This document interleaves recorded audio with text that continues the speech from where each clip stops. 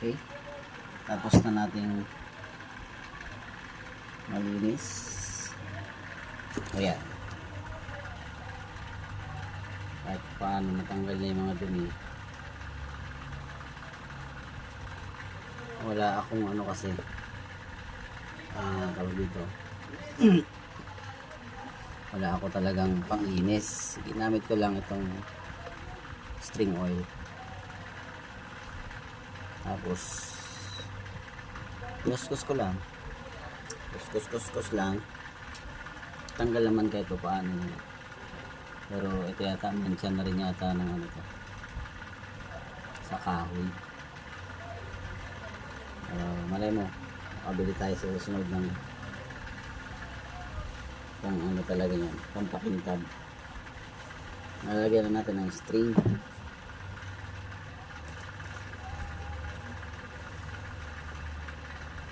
Ano yung string? Pati string natin, baka lang din. Magkano lang to? Mga, alam mo, mga budget meal lang. Order natin sa online. Hindi kasi pagpapalit lang ng gitara, ng string. Gutusin.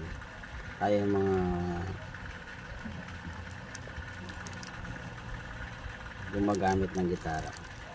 Dapat alam na natin yan. Basic na dapat sa atin na pagpapalit ng string. Kasi ano yun? Kumbaga, sino magpapalit? Kung ano?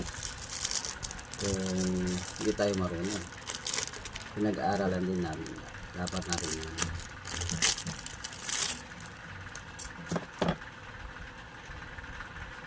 Kaya, simple lang naman. Yung ganito yung gitara niya. Budget million yung gitara. Dali lang. Papasok mo lang dito. Then, itatagos mo dito. Diba? Ganun lang.